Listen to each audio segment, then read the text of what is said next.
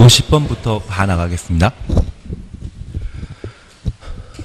개발행위 중에 원칙 중에 허가 대상 아닌 것 찾도록 되어 있습니다. 답은 3번입니다. 도시개발사업 추천없습니다. 이 도시개발사업은 도시군 계획 사업을 의미하고 도시군 관리 계획으로 이미 결정한 사업을 또 특광시군에게 허가받을 필요 없습니다. 그래서 답을 5번으로 해놓습니다. 여기 개발행위 허가와 관련되어서는 50번, 5번, 49번까지 하지 않았습니까? 예, 49번은 답이 1번입니다. 예, 1번이고 그거는 그냥 대충 하면 되고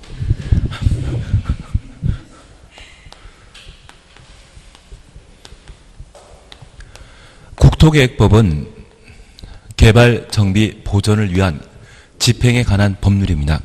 그 개발, 정비, 보정을 공익사업, 규모 큰 사업이라면 도시군 관리계획으로 입안하고 결정 고시하게 됩니다.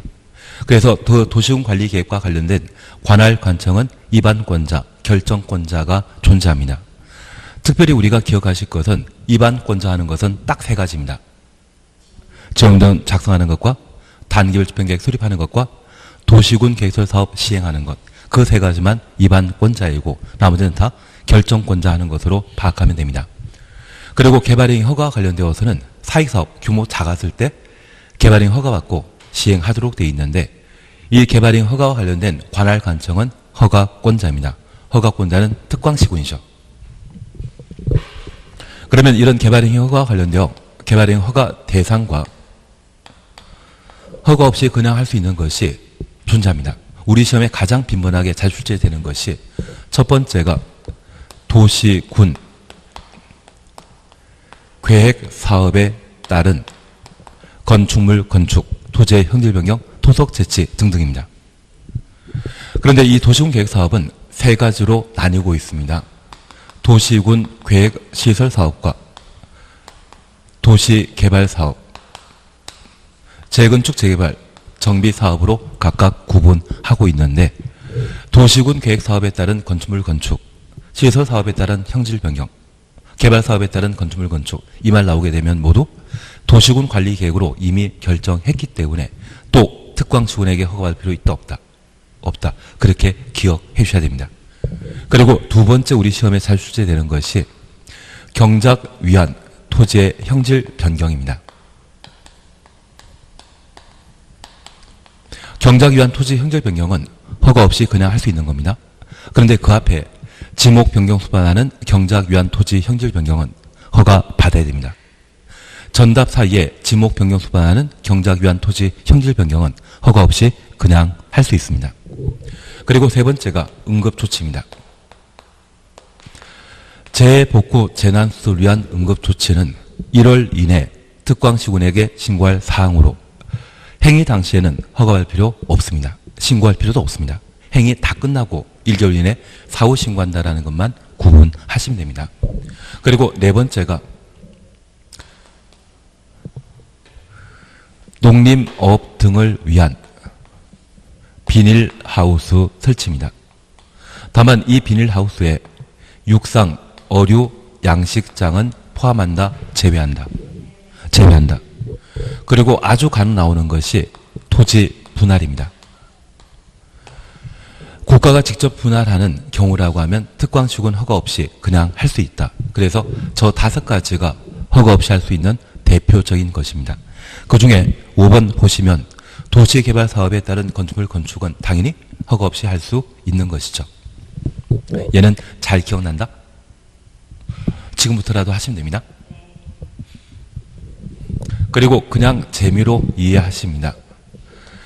이런 개발행위 허가는 개발행위 허가하고자 하는 자가 일정한 계획서를, 신청서를 허가권자에게 제출하도록 되어 있는데 이러한 신청 시에는 기, 환, 경에 관한 서류를 제출하도록 되어 있고 이번 개발행위 하고자 하는 곳이 개발 밀도 관리 구역의 경우는 새로운 기반시설 설치가 곤란하거든요.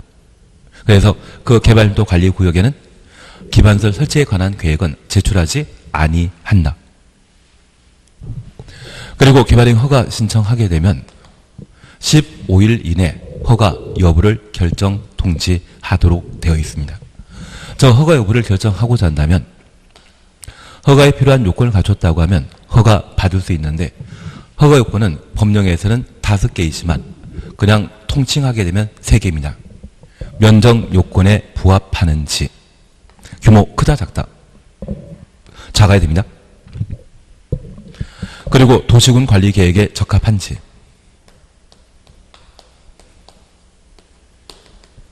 그리고 이 도시군 관리 계획과 같은 행정 계획인 성장 관리 방안이 있습니다. 이 성장 관리 방안은 도시군 관리 계획으로 결정할 대상이다 아니다.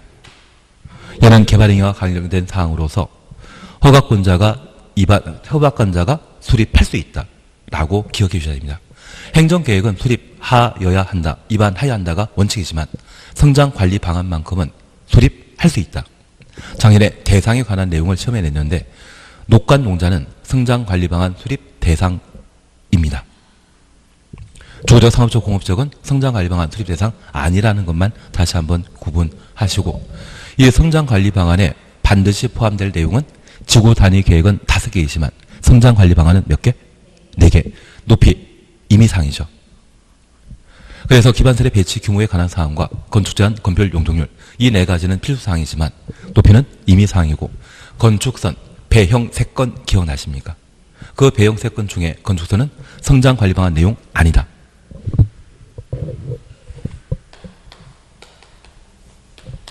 그리고 기환경에 적합해야 됩니다. 다만 이 기환경과 관련되어 문제 있을 때는 뭐 가능하다? 조건부 허가 가능하고, 저 허가받은 자가 민간인 경우에는 돈 내야 되죠. 그 돈을 뭘 한다? 이행보증금이라 표현하게 됩니다. 올해 우리 봐주실 것이 면적 요건인데, 이 면적 요건과 관련되어서는 5천 미만, 1만 미만, 3만 미만 3가지 면적 요건을 각각 다루게 됩니다. 그런데 5천 미만은 거울에 비춰보게 되면 얘는 5자로 보입니까? 2자로 보입니까? 그래서 적용되는 용도지역은 도시지역에는 보존녹지지역, 비도시지역은 자연환경 보존지역. 그리고 3만 미만은 적용되는 용도지역이 3군데입니다. 도시지역은 공업지역, 비도시지역은 관리지역과 농림지역. 그러면 이제 다시 한번 봐주십니다. 보전관리지역에 개발행위 허가 받고자 한다고 하면 그 면적은 5천 미만이어야 한다라고 하면 틀립니다. 5천 미만은 보전녹지지역과 자연환경 보전지역만, 보전관리지역은 관리지역이기 때문에 얼마? 3만 미만인 때 그것 잡아주시는 게 필요합니다. 그리고 1만 미만의 경우는 주거지역, 상업지역, 자연녹지지역, 생산녹지지역의 경우는 1만 미만일 때 개발행위 허가 받을 수 있다는 것 확인하시고, 첫 번째 요건과 두 번째 요건에 부적합하게 되면 개발행위 허가하여서는 아니 됩니다. 조건부 허가 불가능합니다. 조건 붙여 있는 것은 오직 뭐만? 기환경만. 그리고 이런 방법으로 허가받은 자는 개발사업 모두 완료했을 때 준공검사 받도록 되어 있는데, 이 준공검사 대상은 6가지 허가 대상 중에 4개만입니다. 토지 분할하는 것과 물건 쌓아놓는 것은 준공검사 대상이다 아니다? 아니다. 건축물 건축, 공작물 설치, 형질 변경, 토석 채취 4가지만 준공검사 대상이고, 분할 적치는 준공검사 대상 아니었습니다. 거기까지 하시면 개발행 허가 파트는 일단 끝난 겁니다.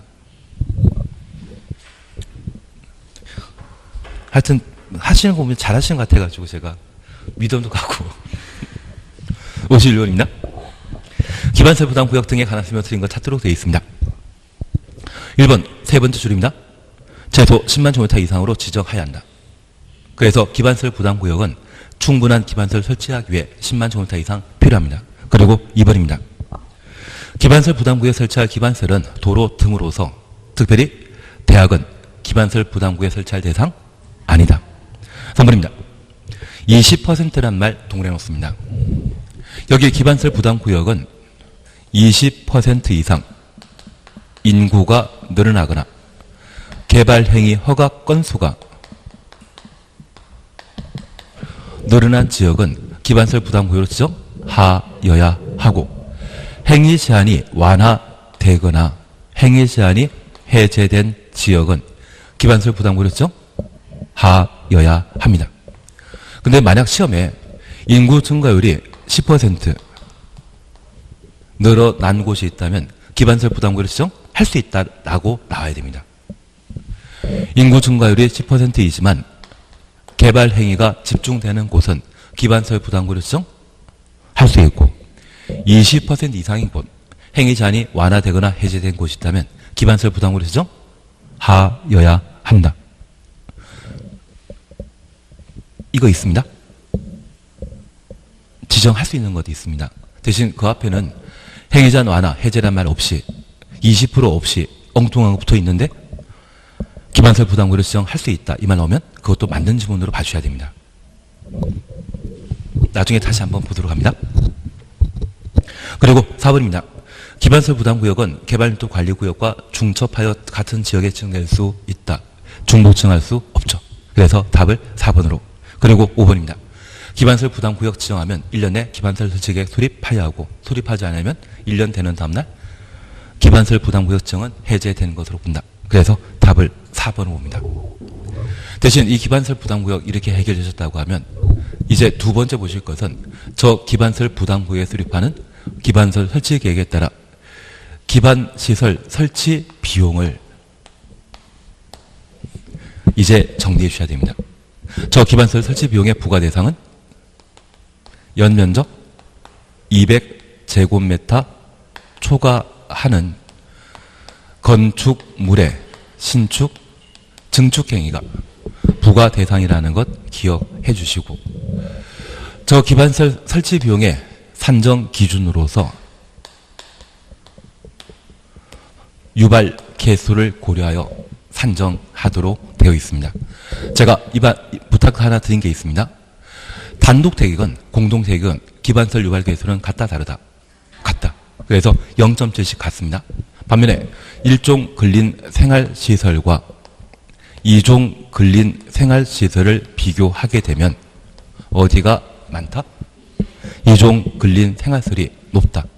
그리고 그 많은 다양한 기반설, 그 많은 건축물 중에 유락설이 좀 높은 편입니다. 유락설이 높은 편에 속한다라는 것만 구분해 놓습니다. 그리고 이러한 기반설 설치 비용을 부가 징수하는 절차로서 이러한 건축물에 대한 건축 허가 받게 되면 허가 받은 날부터 언제 2월 이내 기반설 설치 비용의 부과를 통지하도록 되어 있습니다. 그리고 두 번째, 기반설 설치 비용을 납부하는 것은 사용 승인 신청 시 사용 승인 전입니까? 후입니까? 승인 신청 전 사용 승인 전에 미리 내야 되고 얼마 내라 통지하는 것은 건축 허가 받고 6개월 내 통지하도록 되어 있고 돈 내는 것은 사용 승인 신청 시에 미리 돈 내게 하는 겁니다.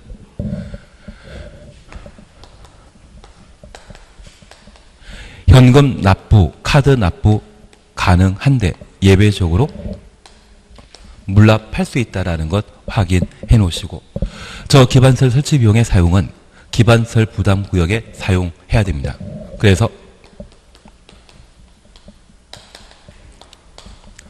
특별협의 구성하고 기반설 부담구역 안에 설치하도록 되어 있습니다. 거기까지 정리하시는 게 기반설 부담구역과 관련되어 올해 나올 문제입니다. 무조건 기반설 부담구역은 올해도 시험에 나온다 생각하셔야 됩니다. 지나치게 까다롭게 나오는 게 있다고 하면 그것은 어쩔 수 없지만 개발인 허가 파트에 관한 사항과 그리고 기반설 부담구역에 관한 내용이 각각 문제 하나씩 시험에 나오고 있기 때문에 여기까지 무조건 정리해 놓으셔야 됩니다. 그래서 기반설 부담구역은 반드시 하자. 안 해도 된다. 지키지 마십시오. 반드시 해야 된다. 52번입니다. 도시군 개설 사업에 필요한 토지의 수용 사용에 관한 설명으로 드린 것 찾도록 되어 있습니다. 1번 행정청의 시행자와 행정청 아닌 시행자 모두 수용 사용할 수 있습니다. 다만 제가 부탁드린 게 있습니다. 인접한 토지에 대해서는 수용한다? 일시 사용만 한다. 일시 사용만. 도시군 계획설 부지는 토지를 강제 수용 사용할 수 있지만 인접한 토지에 대해서는 일시 사용하는 겁니다. 그리고 2번입니다. 도시군 개설 사업에 대한 실시계 고시한때 실시계 고시 가로해 놓습니다. 공익사업을 위한 토지 등의 취득 및 보상에 관한 법률에 따른 사업 인정 및 고시 있는 것으로 본다. 우리 공지법부터 본다까지 보게 되면 얘는 수용 요건을 물어보는 겁니다. 시설사업과 관련된 수용 요건은 언제? 실시계획 고시한 때 토지 강제 수용할 수 있다. 3번 재결신청 시행기간 내 크게 신경 쓰지 마십시오. 그리고 4번 좋은 이야기지만 건너뜁니다. 좋은 이야기지만 건너뛰십시오. 그리고 5번입니다. 시행자는 도시군 개설 사업 시행을 위해 필요하다 인정할 때 도시군 개설에 인접한 추천없습니다.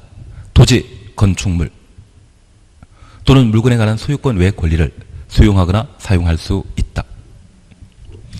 인접한 토지에 대해서는 사용만 할 수 있지 수용이란 단어 나오면 틀립니다. 그래서 답을 5번으로 하시면 됩니다. 53번입니다.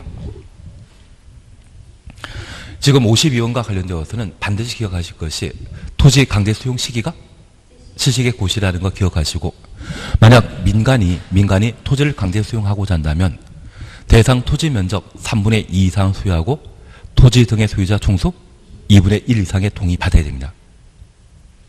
그리고 부지는 수용 사용할 수 있는데 인접한 토지에 대해서는 일시 사용만 할 수 있다. 그것만 기억하시면 수용에 관한 문제는 해결되십니다.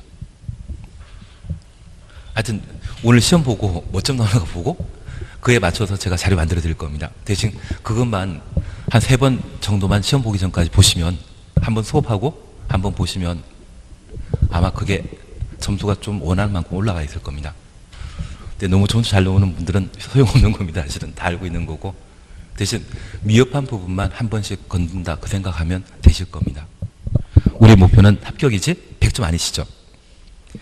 저 아주 예전에 전국 차석한 분을 제 수업에서 한번 만든 적이 있거든요. 원래 수석 만들려고 열심히 노력한 적이 있었는데 예전에 1등 발표한 적이 있었습니다. 그 학원에서 1등 나왔다고 하면 그 다음에는 사람들 많이 몰렸거든요. 그래서 모의고사 보면서 좀 잘 나오신 분 계시면 하드 트레이닝을 시킵니다. 문제 아주 공부 많이 시키는데 문제 많이 만들고 시험 나올 수 있는 것만 계속 반복해 풀려고 하고 시험 공부량을 점점 늘립니다. 그렇게 열심히 했는데 불구하고 2등밖에 안 나오더라고요.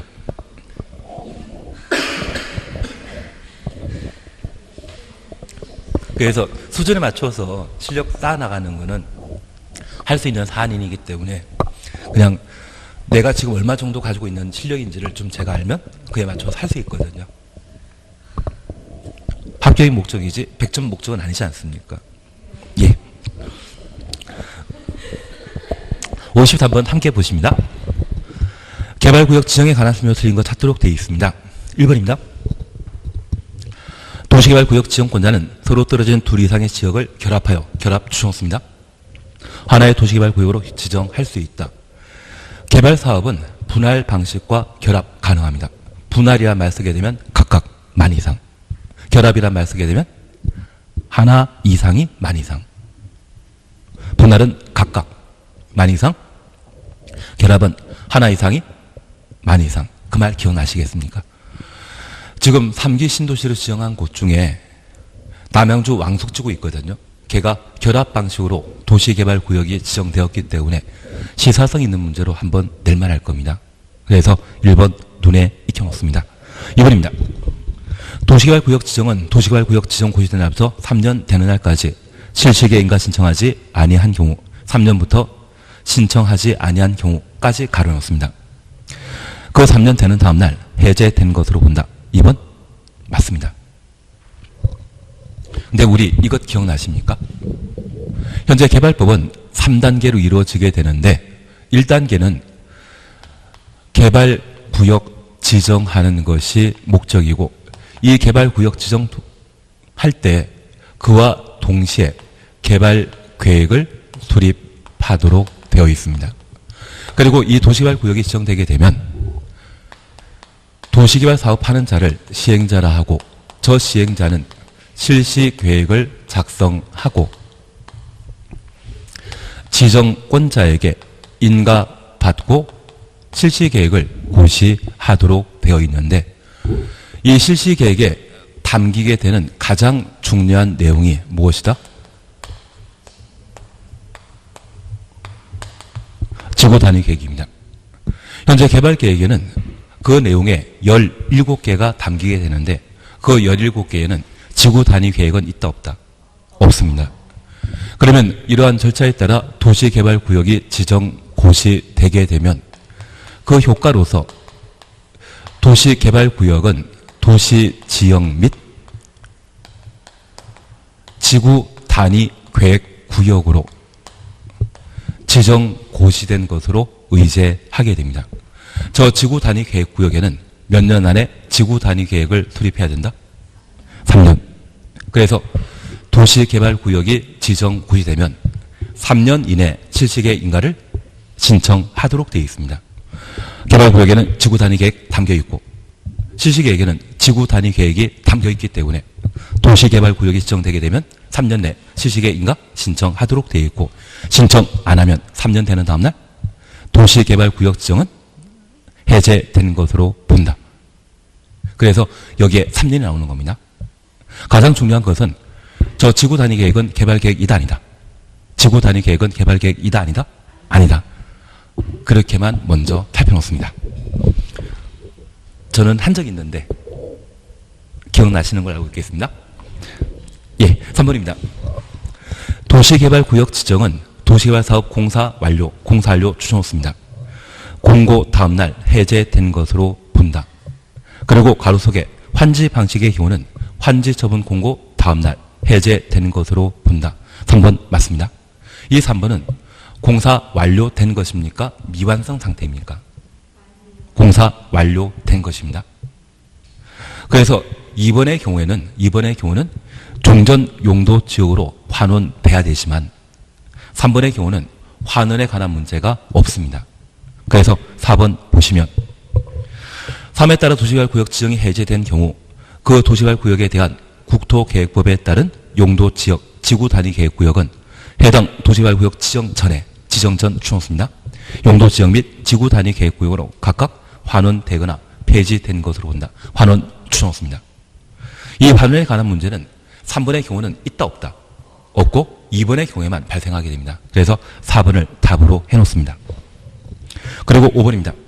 자연녹지지역, 생산녹지지역, 도시지역 외 지역에 도시개발구역 지정하는 경우 광역도시계획 및 도시군 기본계획 수립되지 아니한 지역의 경우에는 자연녹지지역 및 계획관리지역만 도시개발구역 지정할 수 있다. 5번 맞습니다.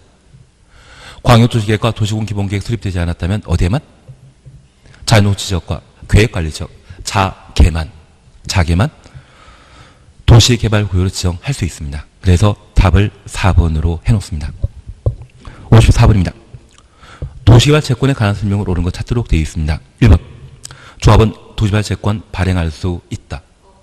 없습니다. 도시개발 채권은 시도지사만 발행할 수 있습니다. 도시개발 채권은 누구만 발행한다? 지도이사. 2번입니다. 도시개발 채권을 발행하는 경우 총액에 대해 국토교통부 장관의 승인 받아야 한다. 국장이 아니라 행장에 승인 받도록 되어 있습니다. 그리고 3번입니다. 소멸시효는 원금은 5년이고 이자는 2년입니다. 그래서 7년 3년이 아니라 5년 2년으로 해 주셔야 됩니다. 그리고 4번입니다. 상환기간은 5년부터 10년까지의 범위에서 조례로 정하도록 되어 있습니다. 행정안전부 장관이 결정하는 거 아닙니다. 그리고 5번. 국토계획법상 개발의 허가받은 자 중에 토지 형질 변경 허가받은 자는 개발채권 매입하여야 한다. 5번이 맞는 지문입니다. 우리가 공부하는 공법에는 채권 몇 개 있다? 4개 있습니다. 공법에는 채권 제도가 4개 존재합니다. 우선 국토계획법에서는 매수 청구와 관련된 도시군 계획시설 채권이 하나 있고 개발법에서는 도시개발 채권과 토지 상환 채권이 있습니다.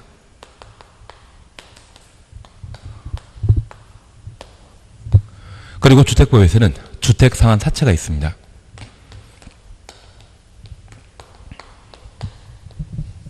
그중에 28회 때와 29회 때는 개발채권에 관한 내용을 시험에 낸 적이 있습니다. 그래서 우리 시험 같은 경우는 시설채권은 자주 시험에 출제되는데 이 세 가지는 돌아가며 시험에 나오고 있습니다. 우선 첫 번째 우리 봐주실 것이 있습니다. 여기 도시군 계획설 채권을 발행하는 대상은 지목대인 토지 소유자가 매수 청구했을 때 현금 매수하는 것이 원칙인데 토지 소유자 원하거나 비용용 토지일 때 채권 발행해서 매수할 수 있습니다. 그래서 이런 도시군 계획설 채권은 도시군을 책임지고 있는 특광시군이 발행할 수 있는데 이들은 누구의 승인 받을 필요 없습니다. 원래 매수 청구받았다면 현금을 매수해 줘야 되는데 채권 발행하게 되면 어차피 사는 거 똑같지 않습니까? 그래서 누구에게 승인 받을 필요 없습니다. 반면에 개발채권의 경우에는 도시개발사업과 도시군 계획시설 사업에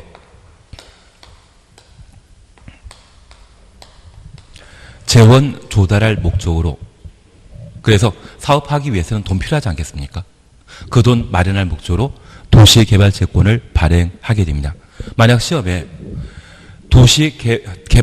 도시개발사업에 재원 조달 목적으로 도시개발채권 발행하고 도시군 계획설 사업에 재원 조달을 목적으로 도시군 계획설 채권 발행할 수 있다. 이 말 나오면 틀립니다. 둘 다 도시개발채권의 발행 이유이지 시설채권과 시설사업과는 무관하다라는 것 구분해 놓습니다. 나는 본 적 있어야 됩니다. 뭐 없으면 다음에 제가 다시 파악하고 뭐 만들어 드리게 될 겁니다. 그리고 이런 개발채권을 발행하는 자는 도시개발법에서는 지정권자가 시도의사 대도시장입니다. 대도시장 빼버리고 누가? 시도지사가 도시개발채권을 발행하게 되는데 하나 이해하실 것이 있습니다. 우리가 울릉군이 인구가 몇만인지 아십니까? 울릉도는 인구가 얼마 살고 있다? 10,000명 된다 안 된다? 10,000명 안 됩니다. 한 9,000명 정도 되거든요. 근데 그 울릉군에 지하철 깔아놓고 인천국제공항 같은 공항 만들어 놓고 KTX 만들어 놓게 되면 그 울릉군은 부유하게 잘 살겠습니까? 부채에 시달리겠습니까? 부채에 시달립니다. 인구 규모에 걸맞게 만들어야 되거든요. 그래서 이 도시개발채권의 발행에 있어서는 지방자치단체 부채와 한계되어 있기 때문에 부채를 관리하는 행정청이 어디다? 행정안전부 장관이 지방자치단체 부도 파산을 염려하는 관할 관청이거든요. 저자에게 승인받은 때만 도시개발채권을 발행할 수 있습니다. 그리고 두 번째입니다. 여기 토지상환채권은 도시개발 사업하게 되었을 때 수용 방식일 때 토지상환채권을 발행할 수 있습니다. 환지는 사후 현물 보상하는 반면 수용은 사전 현금 보상하도록 되어 있습니다. 그러면 이 토지상환채권은 사전 현금 보상하는데 현금 대신 토지 소유자 원한다고 하면 매수 대금 일부를 채권 발행해서 대신 할 수 있거든요. 그러면 수용 방식과 관련된 대전제 부합한다, 위배한다. 수용은 사후 현물 보상하는 게 원칙입니까? 사전 현금 보상하는 것이 원칙입니까? 사전 현금 보상하는 게 원칙입니다. 그런데 보상 방식이 사후 현물 보상한다고 하면 원칙에 위배되거든요. 그래서 이 토지 상환 채권은 도시개발 사업 시행자가 발행할 수 있는데 이들은 원칙에 위배되기 때문에 지정권자의 승인받아 토지 상환 채권을 발행할 수 있습니다.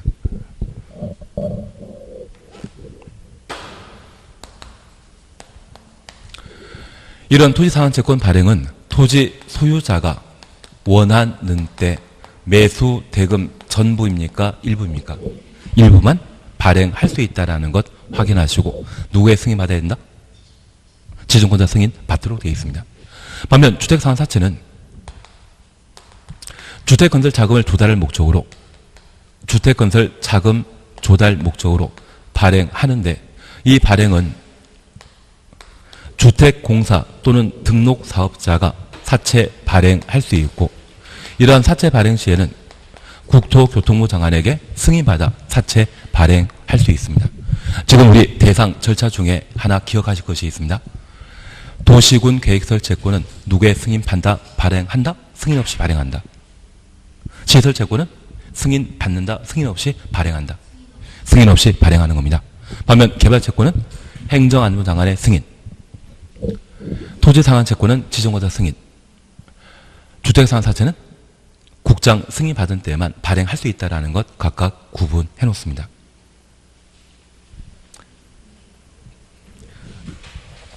난감해지고 있습니다.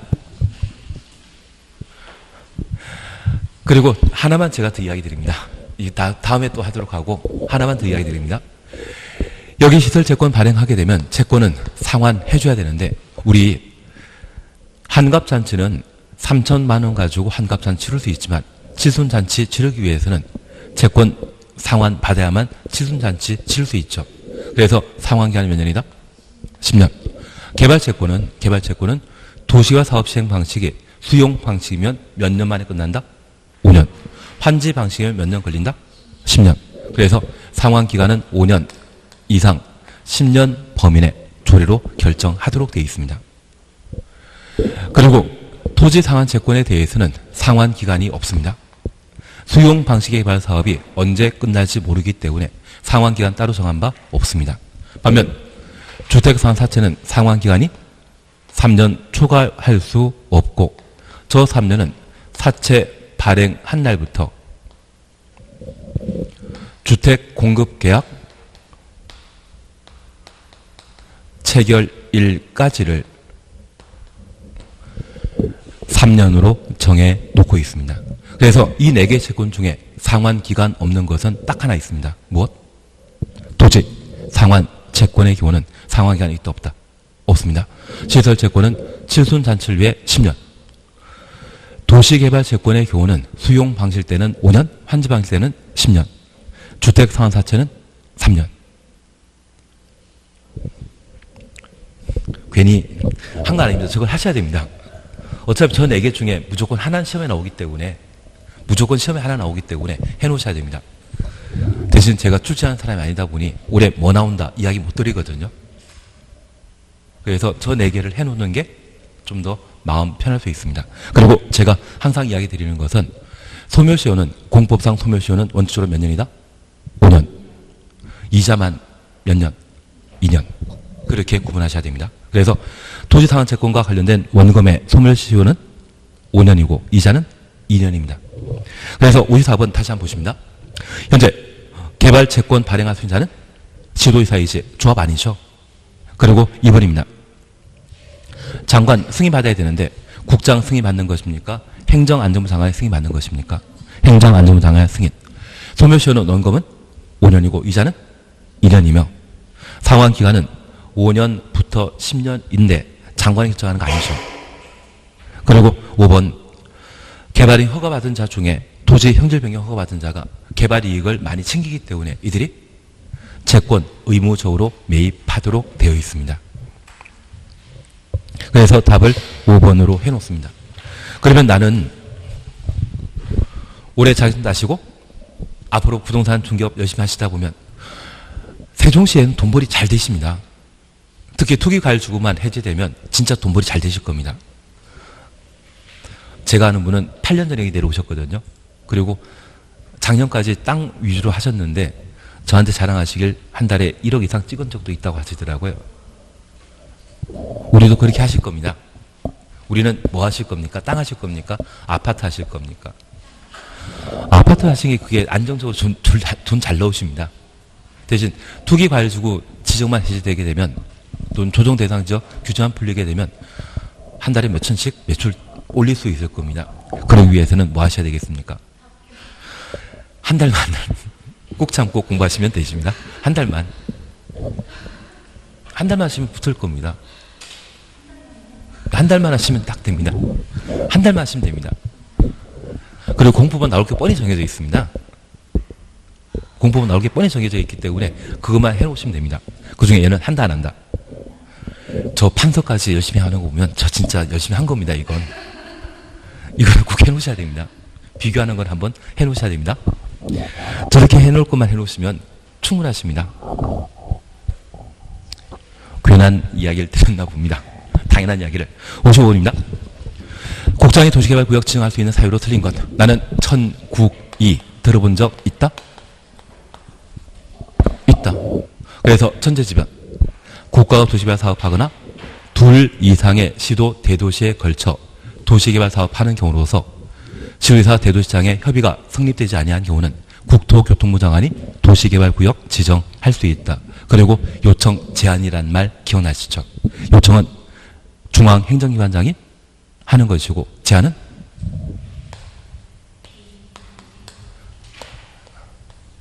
개발법에서는 공공기관장이 국가계획과 관련되어 30만 제곱미터 이상의 도시개발 사업하고자 한다면 국토교통부 장관에게 제한할 수 있고 이 경우 국토교통부 장관이 도시개발구역 지정할 수 있습니다. 그래서 1번 국가가 도시개발 사업하는 경우 천국이의 국입니다. 그리고 2번입니다. 중앙행정기관장 문화체육관광부 장관이 요청하는 경우 그리고 3번입니다. 지방공사장입니까? 공공기관장입니까? 공공기관장. 그래서 공공기관장은 국토교통부 산하에 있는 주택공사 등을 말한다. 그렇게 이해해 주셔야 됩니다. 그리고 우리 한전이라는 곳 들어본 적 있습니까? 한전은 산업통상자원부 산하에 있는 지방공사입니까? 중앙공사입니까? 한전이? 예, 중앙이라고. 중앙이라고. 한전. 만약 정부 투자기관이라 생각한다면 걔는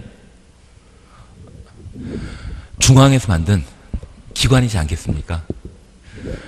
만약 세종시 도시개발공사 있다고 하면 걔는 지방공사인데 주택공사나 한전이나 국민연금 이러한 곳이 있다고 하면 중앙에서 만들어 놓은 정부 투자기관 또는 공공기관이거든요.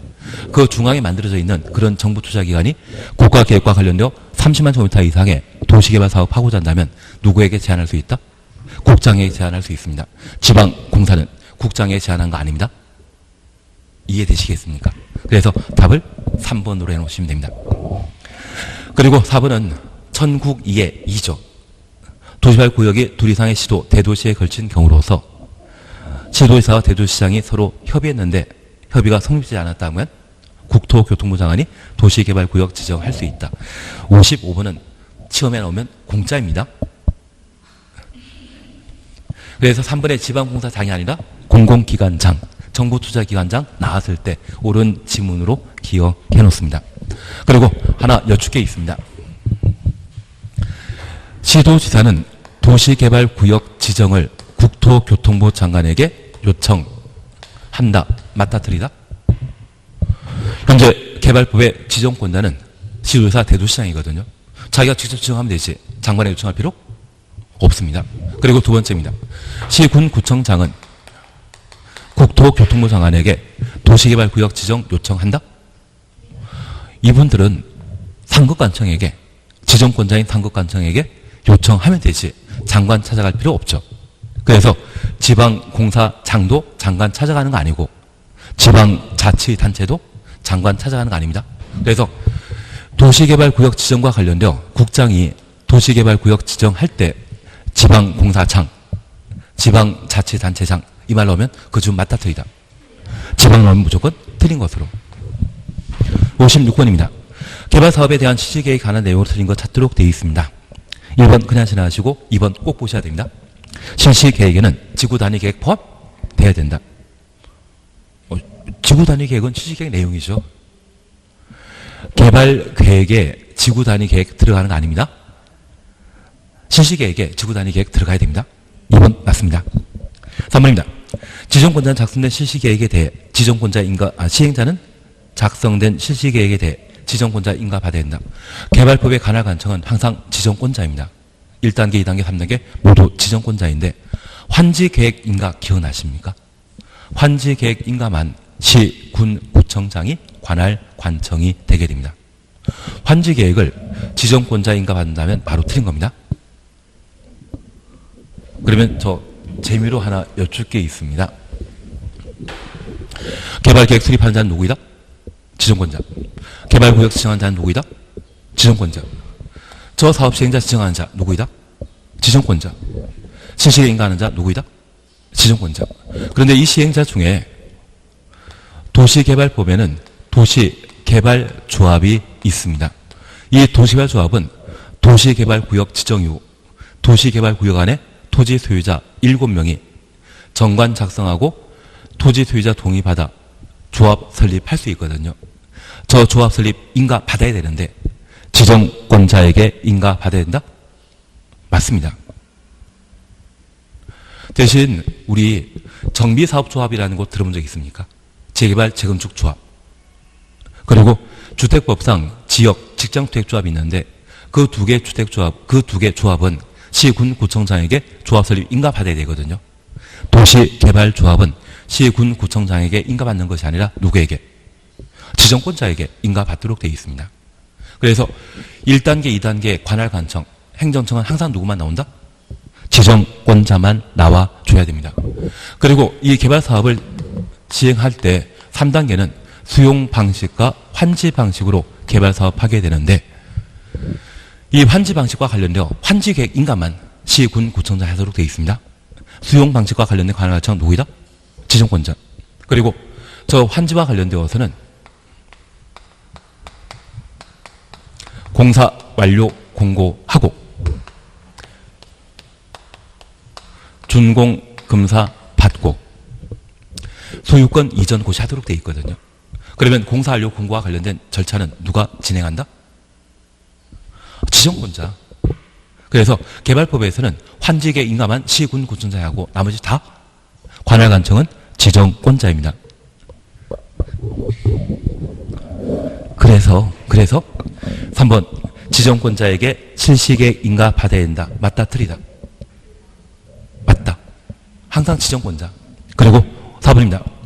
실시계획 작성하거나 인가하는 경우 국토교통부 장관이 지정권자이면 시, 군, 구청장의 의견 드려야 되고 이것 패싱입니다. 의견 청취는 국토교통부 장관 바로 밑에 있는 시도의사의 의견 듣도록 되어 있습니다. 그리고 두 번째입니다. 시도의사 지정권자의 미리 국토교통부 장관과 협의하여야 한다. 시, 군, 구청장의 의견 듣도록 되어 있습니다. 그래서 우리가 꼭 기억하실 것은 장관이 뭔가 하면 의견 청취는 시도의사 의견 청취하는 것이지 시, 군, 구청장 시도의사 건너뛰고 시, 군, 구청장에게 의견 듣는 법 있다 없다? 없다. 그렇게 해놓습니다. 우리 지금까지 공부하시면서 공법은 규제에 관한 법률로서 행정청이 등장하거든요. 중앙행정기관장을 장관이라 하고 지방자치단체를 광역인 시도지사와 기초인 시, 군, 구청장으로 구분하는데 이 세 사람 사이에는 계급이 명확합니다. 그래서 이 사람이 뭔가 하고자 한다면 시도지사 의견 듣도록 되어 있고 이 사람이 뭔가 하고자 한다면 원칙적으로 시, 군, 구청장의 의견 듣도록 되어 있으며 이 사람이 뭔가 하고자 한다면 상급관청의 승인 받아야 되는 겁니다. 그래서 한 사람 건너뛰고 바로 장관이 시, 군, 구청장에게 의견 청취하는 것 있다 없다? 없다. 그래서 얘도 마찬가지로 이해해 주시는 겁니다. 56번 그냥 보시고 몰라 상관없습니다. 틀려 상관없습니다. 그래서 답은 4번입니다. 다만 제가 부탁드리는 것은 실시계획에는 지구단위 계획 반드시 포함되어야 된다는 기억해 주시고 그리고 실시계획은 누가 인가권자이다? 지정권자가 인가권자이다. 개발법에서는 항상 지정권자 나와야 됩니다. 딱 한 군데. 환지계획 인가만 시, 군, 구청장이 한다. 57번입니다. 원형지 공급 개발에 관한 설명을 드린 것 찾도록 되어 있습니다. 1. 원형지 개발하지 않고 그냥 내버려 둔 땅. 그리고 2번입니다. 원형지 공급 가격은 두 줄 밑에 협의하여 결정한다. 공법에는 시가 또는 감정평가액이 나와야 되는데 딱 두 군데에서 시가 감정평가액 없습니다. 첫 번째는 매수 청구 시에 토지의 매수 가격은 공지법이 정하는 가격. 10년간 사업 시행하지 않은 지목대인 토지 소유자가 매수 청구하게 되면 그 매수 가격은 공지법이 정한 가격이고 시가란 말 나오는 거 아닙니다. 그리고 또 하나가 여기입니다. 원형지 매각 가격은 협의하여 결정한다. 그래서 원형지에 대한 감정 가격과 기반설과 관련된 공사 비용을 더한 금액에 시행자와 원형지 개발자 사이에 협의하여 가격 결정한다. 여기에서는 시가 나오는 거 아닙니다. 그것만 확인해 놓습니다. 3번 국가 지방자치단체는 즉시 매각할 수 있다. 3번 맞습니다. 개발법에 국가 지방자치단체만 배제하는 것이 2개 있었습니다. 첫 번째는 환지 방식의 개발계획 수립하면 토지 소유자 동의 받아야 되는데 국가 지방자치단체가 시행자인 경우는 토지 소유자 동의 받을 필요 없다. 정부 투자기관이 시행자인 때는 받아야 됩니다. 그리고 또 하나가 원형지 공급받게 되면 10년 이내 매각할 수 없습니다. 하나 이해하실 것이 있습니다. 만약 평당 100만 원짜리 농림지역이 있는데 요즘 공법이 엄청 많이 바뀌었습니다. 그래서 수도권의 농림지역이면 지금은 이제 그냥 농림지역이 아니라 앞으로 개발 가능한 땅이 되어버렸습니다. 그래서 지금 서울에 붙어있는 여러 시군이 있거든요. 웬만한 데 논 한 편 살려고 하면 평당 80에서 150 달라고 합니다.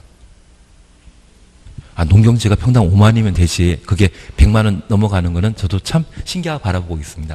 대신 그게 지금 경기도 일대 그런 현상 보이고 있습니다. 나중에 농경지에 살 일이 있다고 하면 경기도 안쪽이라면 잡아놓는 것도 괜찮으십니다. 나중에 농지도 중개하지 않으시겠습니까? 중개할 선하지 않고 저를 불러주시면 제가 알아서 대신 사드리겠습니다.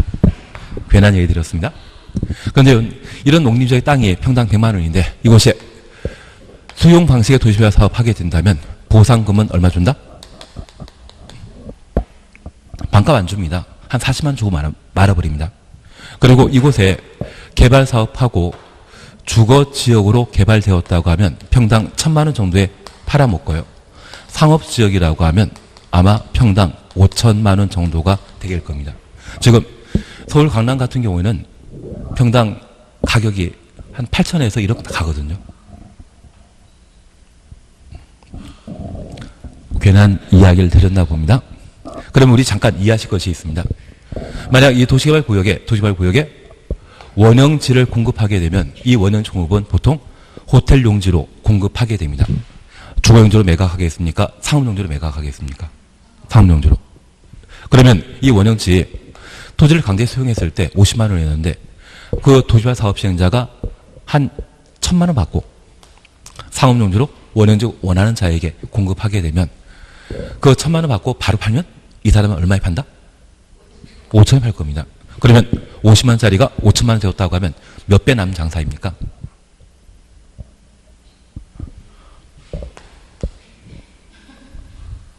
이게 수용 방식의 특징입니다. 그래서 시세 차익, 땅을 통한 불로소득 차지하는 것을 방지할 목적으로 원형지 공급받은 자는 최대 몇 년? 10년 안에는 매각할 수 없고 다만 그 매각 주체가 국가 지방자치단체의 경우는 매각 제한 적용하지 않습니다. 그러면 이 100배 남긴 국가의 수익은 우리 국민을 위해 뭔가 만드는 데 사용하겠죠. 그래서 국가 지방자치단체에 대해서는 매각 제한 규정을 적용하는 게 아닙니다. 나머지 매각 제한 대상이라는 거 다시 한번 이해해 주셔야 됩니다. 취지는 이해해 주시겠습니까? 그래서 한마디로 땅 장사하지 말라고, 땅 가지고 장사하지 말라고 매각 제한 규정을 따로 마련하고 있다. 그렇게만 구분해 놓습니다. 3번 꼭 이해해 주셔야 됩니다. 국가 지방자치단체는 바로 매각할 수 있다. 4번입니다. 원형지를 학교나 공장 부지로 직접 사용하는 자에 해당되는 원형지 개발자 선정은 경쟁 입찰 방식으로 하며 경쟁 입찰 방식 준없습니다. 2번 이상 유찰된 경우에는 수의 계약 방법으로 공급할 수 있다. 맞습니다. 그리고 우리 이것 기억해 놓습니다. 여기 원형지 공급할 수 있는 자는 국가, 지방, 자치단체를 포함한 공공과 그래서 정부 투자기관, 지방공사 모두 가능합니다. 그리고 우리 세종시처럼 세종시의 개발 사업과 관련된 설계를 공부한 적이 있거든요. 그 공부한 적이 있다면 원형지 공부할 수 있는 자입니다. 그리고 학교 만들겠다는 분, 공장 만들겠다는 분, 이들이 원형지 공부할 수 있는 자인데 이 둘을 제외한 남의 3명에게 원형지 공급하게 되면 그때 공급 방법은 수의 계약입니다. 그래서 원형지 공급 방법은 원칙적으로 수의 계약이고 예외적으로 학교 공장 만들겠다는 분에게만 뭐한다? 경쟁 입찰 방식입니다. 그래서 원형지 공급 방법은 원칙이 수의 계약이고 예외가 경쟁 입찰 방식이다. 그렇게 각각 구분하십니다. 다만 대놓고 학교 공장 만들겠다는 분에게 원형지 공급한다면 그때는 뭐만? 경쟁 입찰이겠죠. 그리고 5번입니다. 원형지 공급할 수 있는 면적은 2분의 1 한정한다. 원형지가 3글자이기 때문에 3분의 1. 대신 토지상환채권 기억나십니까? 토지상환채권은 조성 예정인 대지 건축물 2분의 1. 58번입니다. 청산금에 관한 설명으로 쓰인 것 찾도록 되어 있습니다. 답은 2번입니다. 청산금은 이자 붙여 분할 징수하거나 분할 교부할 수 없다. 공법상 없다란 말 나오게 되면 19은 틀린 질문. 그래서 답을 2번으로. 그리고 이 청산금과 관련되어서는 5번 꼭 기억하십니다. 청산금의 소멸시효는 몇 년이다? 5년이다. 청산금 자체가 소멸되는 겁니까? 청산금 받을 권리, 징수할 권리, 청구권이 소멸되는 겁니까? 청구권. 그래서 민법상 청구권의 소멸시효는 10년이지만 공법 또는 상법상 청구권의 소멸시효는 몇 년이다? 5년이다. 그렇게 구분하시면 됩니다. 59번입니다. 정비구역 안의 행위 중에 시장 군수행에 허가받아야 하는 행위를 모두 고른 것 찾도록 되어 있습니다. 기업 가설 건축 건축 허가 대상입니다. 중목 벌채 허가 대상입니다. 디귿 공유 수면 매립 허가 대상이고 리얼 이동 용이하지 않은 토지에 물건을 1개월 이상 쌓아놓는 행위 허가 대상이고 미음 토지 분할. 그래서 기업부터 미음까지 묶어보십니다. 이것 국토계획법상 개발행 허가 대상과 똑같죠. 얘들은 시장 군수 등에 허가받은 때 할 수 있는 행위가 되게 됩니다. 그리고 비읍 경작 위한 토지의 현재 변경. 경작이란 말 쓰게 되면 중요한 행위다, 경미한 행위다. 경미한 행위로서 허가 없이 할 수 있습니다. 그리고 경작지 붙여놓습니다. 이게 빠진 관상용 중목의 임시제는 허가 없이 할 수 있는데 경작지란 말이 들어가게 되면 허가 대상이 되어버립니다. 그리고 이응 농림수산물 이 말 보게 되면 중요한 행위다, 경미한 행위다. 경미한 행위입니다. 그래서 미음하고 시옷이 추가되어 있는 답을 5번에 놓습니다. 대신 비읍 경작 위한 토지 현재 변경 그리고 이응 농수산물 생산에 직접 이용되는 것 이 말 보게 되면 중요한 행위다, 경미한 행위다. 경미한 행위. 그리고 올 4월 달에 법이 개정된 게 하나 있거든요.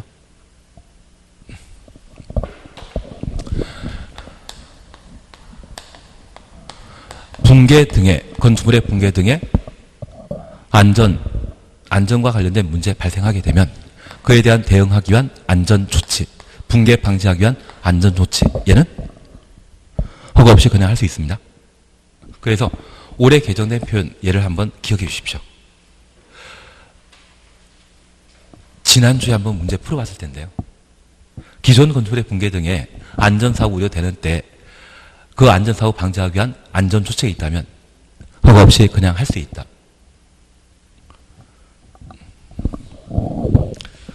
지난번에 풀어온 지문에 있습니다. 60번입니다. 재건축사업 정비계획 위반을 위해 안전단에 관한 설명을 드린 것 찾도록 되어 있습니다. 1번 함께 보십니다. 정비계획 위반권자는 위반권자 추천했습니다. 재건축사업 동그래 놓습니다. 정비계획 위반하기 위해 두 줄 밑에 안전단 실시해야 한다. 1번 맞습니다. 그러면 첫 번째 우리 기억하실 것은 안전진단은 재건축 사업에만 이루어지지 주거환경개선 사업이나 재개발 사업에는 하는 거 아닙니다. 안전단은 언제만 한다? 재건축에만. 그리고 2번 10분의 1 이상의 동의받아 안전단 실시한다. 그냥 지나가십시오. 그리고 3번입니다. 정비계획 위반권자는 안전단 요청 있는 때 그 요청 있은 날부터 20일이 아니라 30일입니다. 안전단 실시 여부를 결정하여 요청인에게 통보해야 한다. 몰라도 상관없습니다. 3번 신경 쓰지 마십시오. 그리고 4번입니다. 전주사업 안전단은 주택단지의 건축물을 대상으로 한다. 주택단지의 건축물 가로 해놓습니다. 그런데 우리 아파트단지에 생활하시다 보면 주택과 관리사무소 등의 부대시설 단전의 상과 같은 복리설이 있지 않습니까? 주택만 안전진단하는 것이 아니라 복리시설과 부대시설도 안전진단 대상이 되게 됩니다. 그래서 주택단지의 건축물이라 표현하게 됩니다. 만약 시험에 주택만 안전진단한다 이 말 나오면 맞다 틀리다. 틀립니다. 주택단지 안의 건축물, 아파트와 부대, 복리시설 모두가 안전진단 대상 된다. 그렇게 이해해 주십니다. 정비계 위반권자가 진입도로 등의 기반시설 설치를 위해 불가피하게 정비구역에 포함된 것으로 인정하는 건축물은 안전진단 대상에서 제외할 수 있다. 그래서 안전진단 안 받는 경우가 있습니다. 그 안 받는 경우가 최근 법을 개정해서 5가지로 정해놨는데 방금 보셨던 진입도로 예정지라고 하면 안전진단 대상 아닙니다. 그리고 두 번째는 기존 건축물의 주택 등의 붕괴 등으로 신속한 긴급한 정비사업 필요하다고 하면 안전진단 한다 안 한다? 안 하는 겁니다. 그리고 세 번째입니다. 안전진단과 관련되어서는 노후 불량 건축물 여부를 판단하는 것이거든요. 그래서 이 노후 불량 건축물은 주택단지 안에 세대수의 3분의 2 이상이 노후 불량 건축물이면 재건축과 관련된 요건 충족한 것입니다. 그러면 전체 세대 중에 300세대 중에 200세대가 노후 불량 건축물로 이미 판정받았다면 나머지 자녀 세대 100세대에 대해서는 안전진단 한다 안 한다? 200세대가 이미 요건 통과했다고 하면 나머지 100세대는 할 필요 없다는 이야기죠. 그리고 네 번째 우리가 봐주실 것이 있습니다. 우리 시험 범위는 아니지만 우리 안전등급과 관련되어 D등급과 E등급 나오게 되면 D등급과 E등급 나오게 되면 그때는 재건축 사업 하도록 되어 있습니다. 이미 시설물 안전법이라고 하는 다른 법률에서 해당 아파트 단지의 안전등급이 D등급과 E등급 나오면 또 안전진단 할 필요 있다 없다? 재건축하기 위해서는 안전등급이 D등급 아니면 E등급 나와야 되거든요. 이미 D등급과 E등급이 결정된 아파트 단지에 대해서는 또 안전진단 한다 안 한다? 안 한다. 현재 A, B, C등급이 있거든요. 제가 항상 이야기 드린 대한민국에서 두 번째로 튼튼한 아파트가 어디에 있다? 여의도 시범 아파트. 세종시는 제일 안전한 아파트가 있고요. 여의도 시범 아파트. 그쪽은 지어진 지 한 40년 된 데 불구하고 안전단 하게 되면 A등급 아니면 B등급 나오거든요. 그래서 주민들이 한 2년 동안 망치 들고 집마다 내력벽과 기둥이 있으면 망치로 때렸던 그런 아파트 단지가 있습니다. 교난 얘기 들었습니다. 그래서 A, B, C등급이면 재건축한다 안 한다? 안 하고 D등급, E등급 나오면 재건축한다. 이미 D등급과 E등급 나온 아파트 단지라면 안전단 할 필요 없습니다. 그리고 안전사고 우려 등으로 사용 제한 하는 것으로 시군 구청장, 시장 군 등이 인정한 경우에는 안전단 할 필요 없습니다. 그래서 제가 부탁드릴 것은 최근 얘가 신설되었거든요. 그래서 안전등급이 C등급, B등급, A등급 나오면 안전진단 생략 대상 아닙니다. D등급과 E등급 나왔을 때 안전진단 생략한다. 그렇게만 구분해 놓습니다. 예, 그래서 4번과 관련되어 첫 번째 기억하실 것은 안전진단 대상은 주택단지 안의 건축물이 그 대상이라는 것 확인하시고 주택단지 안의 건축물 중에 5가지 진입도로 예정지에 속해 있거나 긴급한 정비사업 필요하거나 노후 불량 건축물의 요건을 충족한 자녀 세대 그리고 안전등급이 D등급, E등급 나온 경우 그리고 사용 제한하고 정비사업 필요하다 인정된 주택단지의 경우에는 안전진단 하는 거 아닙니다. 다만 얘는 그냥 지금 보기만 해주시고 얘만 기억해 주십시오. D등급, E등급 나오면 안전진단 대상이다 아니다? 아니다. 그렇게만 구분해 놓습니다. 그리고 5번입니다. 정비계획 위반권자는 안전단 결과 등을 종합적으로 검토하여 정비계획 위반 여부를 결정해야 한다. 정비계획 위반 여부 가로 해놓습니다. 안전진단 결과 토대로 정비구역 지정한다 라고 하면 틀립니다. 안전 진단 끝나면 그 다음에 뭐 하는 겁니까? 정비계획 입안하는 겁니다. 우리 도정법은 3단계로 이루어지게 되는데 정비 사업하는 곳을 뭐라 한다? 정비 구역이라 하고, 저 정비 구역 지정하기 위해서는 정비 계획을 시군 구청장이 입안하고 특광시군이 정비 계획 결정하고 정비 구역을 지정 고시하도록 되어 있습니다. 그래서 정비 구역 지정한 자와 정비 계획 입안한 자는 같은 사람이다, 다른 사람이다. 다른 사람입니다. 여기는 시군 구청장. 정비 구역 지정한 자는 특광시군이거든요. 서로 다른 사람입니다. 그런데 재개발 사업의 경우는 정비 계획 입안하고 재개발 사업을 위한 정비 구역 바로 지정하면 되는데, 재건축 사업은 사익 사업이다, 공익 사업이다. 사익 사업이기 때문에 저 정비 계획 입안하기 전에 저 재건축만큼은 안전진단이라는 것을 실시하고, 안전진단 통과한 때 그 다음 절차인 정비계획 입안하도록 되어 있습니다. 그래서 만약 시험에 안전진단 결과를 토대로 정비구역 지정한다 라고 하면 틀립니다. 안전진단 다음에는 뭐 해야 된다? 정비계획 입안해야 되는 것이죠. 그래서 지금 5번 지문처럼 정비계획 입안권자는 안전진단 결과 등을 종합적으로 검토하여 정비계획 입안 여부를 결정하는 것이지, 이것 건너뛰고 정비구역 지정한다 라고 하면 틀린 것으로 잡아내셔야 됩니다. 이해되시겠습니까? 안전진단은 뭘 위해서 하는 것입니까? 정비계획 입안하기 위해 하는 것입니까? 정비구역 지정하기 위해 하는 것입니까? 정비계획 입안하기 위해. 이걸 먼저 하면 그 다음에 뭐 한다? 정비계획 입안하고 그 다음에 뭐 한다? 정비구역 지정하는 것이거든요. 최종 목적은 정비구역 지정이겠지만 바로 뒷일 생각하는 것이지, 우리 10년 뒤에 생각한다? 아니, 우리 돈을 많이 벌어서 자제분에게 재산을 많이 물려주면 그 자제분은 나를 위해 제사 지내준다? 그거는 아주 미래를 염두에 두는 것이고, 우리는 지금 당장 해야 되지 않겠습니까? 그래서 이 안전자는 바로 뒤에 있는 뭘 위해 하는 것이다? 정비계획 입안하기 위해 하는 겁니다.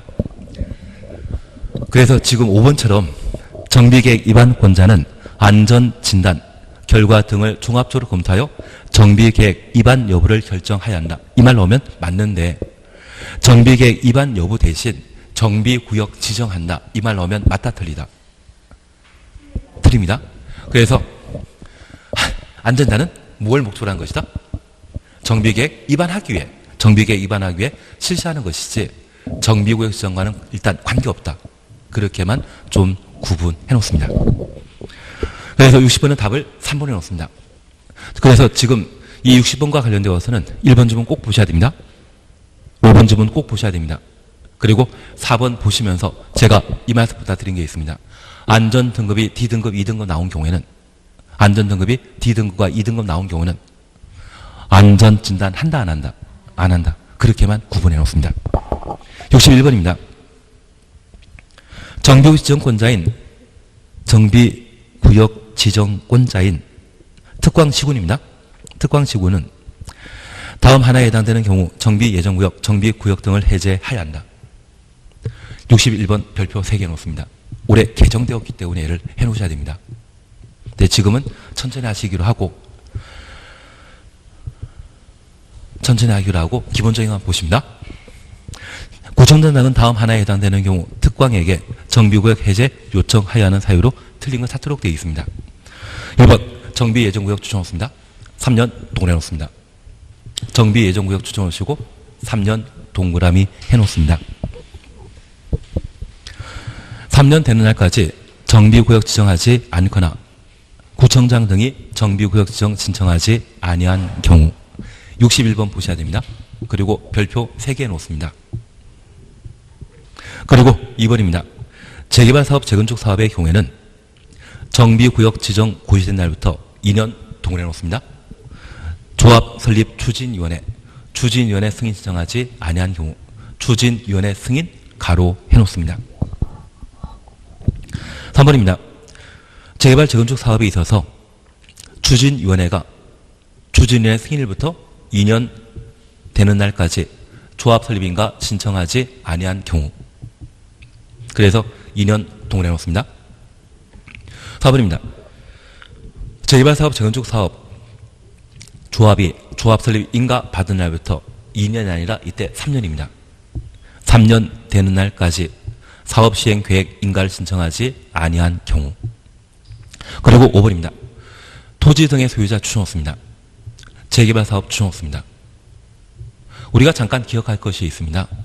원래 재개발 사업과 재건축 사업은 조합을 설립해서 사업하도록 되어 있는데 재개발 사업은 정비구역의 토지 소유자가 20명 미만인 때는 조합 설립하지 않고 토지 등의 소유자가 직접 정비사업 할 수 있습니다. 그 말 기억하셔야 됩니다. 재개발 사업은 정비구역의 토지 소유자가 몇 명? 20명 미만인 때 조합 설립하지 않고 정비사업 할 수 있습니다. 그럴 때 정비구역 지정 고시된 날부터 5년 되는 날까지 사업 시행 계획 인가 신청하지 아니하면 정비구역 해제 사유가 되게 됩니다. 그래서 답을 4번으로 해놓습니다. 올해 시험에 나올 겁니다. 올해 시험에 나옵니다. 그리고 62번은 대충 보시면 됩니다. 우선 수도권 과밀 억제 권역 내 투기 과일지구 추천 없습니다. 조정 대상 지역 추천 없습니다. 투기 과일지구가 조정 대상 지역 나오면 1인 1주택을 공급하도록 되어 있습니다. 그래서 한 세대가 주택 3개 가지고 있다 할지라도 공급받는, 분양받는 아파트는 몇 개? 하나. 그리고 리언번입니다. 수도권 과밀 억제 권역 내 투기 과일지구 조정 대상 지역 아닌 추천 없습니다. 재건축 사업의 경우는 5주택 소유한 때는 3주택만 공급받을 수 있습니다. 그리고 디귿 수도권 과밀 억제 권역 외 지역으로 투기 과일지구 조정 대상 지역 아닌 추천 없습니다. 재건축 사업 지구의 5주택 소유자는 소유한 주택수만큼 공급받을 수 있습니다. 그래서 5개 전부 받습니다.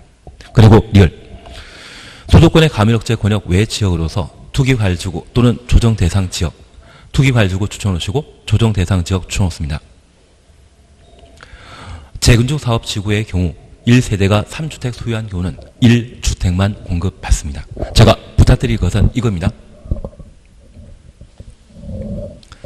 수도권과 관련된 과밀억제 권역은 지역 제한되기 때문에 시험에 쉽게 못 나옵니다.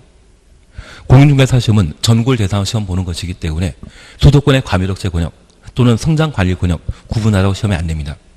그래서 우리가 기억하실 것은 관리처분 계획으로 주택을 공급하게 되면 재개발 사업이나 주거 환경 개선 사업은 한 사람이 10개 주택을 가진다 할지라도 주택 공급 물량은 공익사업이기 때문에 1주택만 공급하도록 되어 있습니다.